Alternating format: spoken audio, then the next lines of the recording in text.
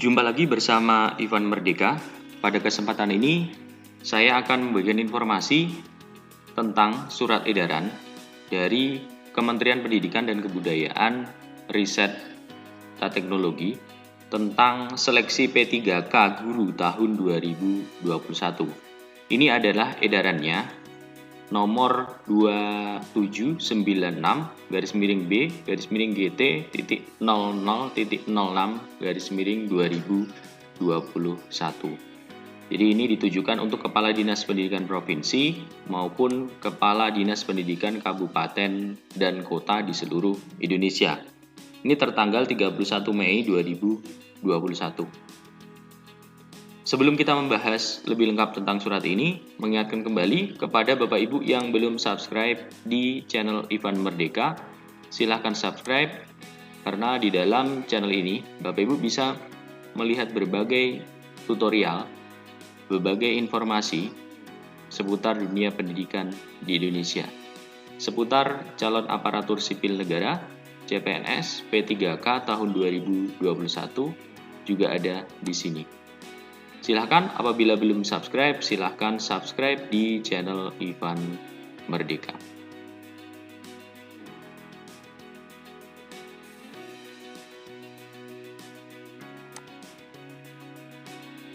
Oke, kita lanjut. Ini tadi adalah surat dari Kementerian Pendidikan dan Kebudayaan, Riset dan Teknologi tentang seleksi P3K. Yang kita lihat di sini yaitu menindaklanjuti pengumuman Kementerian Pan-RB terkait formasi CASN P3K Guru tahun 2021. Dengan ini kami informasikan beberapa hal berikut. Yang pertama, calon peserta seleksi CASN P3K Guru tahun 2021 adalah A. Tenaga honorer X kategori 2 sesuai database tenaga honorer X K2 BKN. Itu yang utama ya. Yang kedua, guru honorer atau B, guru honorer yang mengajar di sekolah negeri di bawah kewenangan pemerintah daerah dan terdaftar sebagai guru di Dapodik Kemendikbud-Ristek ya, di Dapodik Bapak Ibu. Jadi pastikan lagi datanya ada di Dapodik. Data Bapak Ibu memang ada di Dapodik ya. Kemudian guru bukan ASN yang mengajar di sekolah swasta dan terdaftar sebagai guru di Dapodik Kemendikbud-Ristek ya, itu.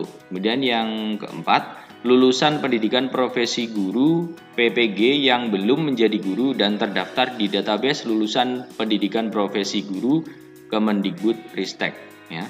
Jadi apabila Bapak Ibu adalah lulusan pendidikan profesi guru atau PPG yang belum menjadi guru, itu bisa mendaftar sebagai P3K guru.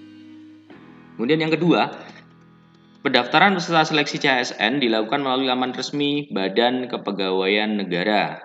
Ini link resminya, Bapak Ibu. sscasn.bkn.go.id. Dan yang ketiga, peserta yang berstatus sebagai penyandang disabilitas dapat mendaftar ke formasi manapun kecuali, nah ini.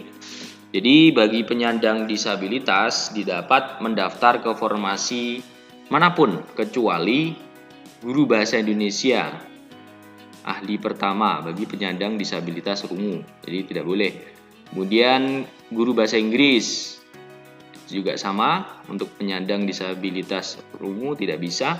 Kemudian guru penjas orkes ahli pertama bagi penyandang disabilitas daksa. Kemudian guru seni budaya keterampilan ahli pertama bagi penyandang disabilitas netra. Keempat, seleksi CASN P3K Guru tahun 2021 meliputi seleksi administrasi dan seleksi kompetensi. Ya. Seleksi administrasi meliputi verifikasi dan validasi kelengkapan berkas serta kesesuaian dokumen pendaftar berdasarkan kriteria guru P3K. Nah ini berkas-berkas yang perlu Bapak Ibu siapkan. Yang pertama yaitu pas foto. 2, harus scan kartu tanda penduduk. 3, scan ijazah dan transkrip nilai pada jenjang S1 atau D4. Yang keempat, scan sertifikat pendidik bagi yang memiliki. Kalau tidak memiliki sertifikat pendidik juga tidak apa-apa. Yang kelima, bagi pendaftar penyandang disabilitas untuk mendaftarkan yaitu surat keterangan penyandang disabilitas dari rumah sakit atau puskesmas milik pemerintah. Jadi ini perlu untuk memastikan lagi memang penyandang disabilitas atau tidak. Yang kedua, yaitu video singkat melakukan kegiatan sehari-hari dan menjalankan tugas sebagai pendidik. Ada video singkatnya Bapak Ibu. Kalau memang Bapak Ibu dalam mengajar, dalam proses belajar mengajar memang seorang penyandang disabilitas. Kemudian yang B, verifikasi dan validasi dilakukan secara otomatis dan manual melalui sinkronisasi database BKN dan Dapodik Kemdikbudristek. Kemudian verifikasi administrasi dilakukan berdasarkan pada linearitas sertifikasi pendidik dan atau kualifikasi pendidikan. Jika sertifikasi pendidik tidak sesuai, dilanjutkan dengan verifikasi berdasar pada linearitas kualifikasi pendidikan. Kesesuaian linearitas dimaksud merujuk pada surat edaran Direktur Jenderal Guru dan Tenaga Kependidikan Kemdikbud nomor 1460 BB1 YT 0201 2021 tanggal 15 Maret 2021. Kemudian seleksi kompetensi dilakukan melalui tes kompetensi P3K Guru.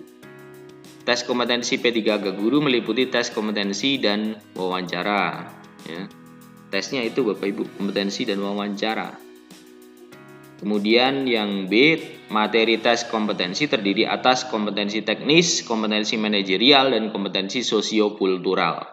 Ketiga, tes kompetensi dan wawancara dilaksanakan sesuai prosedur penyelenggaraan menggunakan metode Computer Assisted Test ujian nasional berbasis komputer atau CAT UNBK dengan protokol kesehatan, pencegahan, dan pengendalian COVID. Kemudian yang D, tes kompetensi P3K Guru akan dilaksanakan sebanyak 3 kali sepanjang tahun 2021 di tempat ujian kompetensi yang akan ditetapkan oleh Kemdikbudristek. Seluruh pelaksanaan tes kompetensi P3K dibiayai oleh Kemdikbudristek melalui Ditjen GTK untuk pembiayaan SDM CAT UNBK, kemudian dana BOS untuk keperluan untuk operasional di TUK yang meliputi kebersihan, kesehatan, dan keamanan. Hal-hal teknis berkaitan dengan pelaksanaan tes kompetensi P3K akan diinformasikan kemudian. Ini. Selanjutnya kami mohon bantuan saudara untuk menyampaikan informasi di atas sesuai dengan kewenangannya. Atas perhatian dan kerjasama saudara, kami sampaikan terima kasih.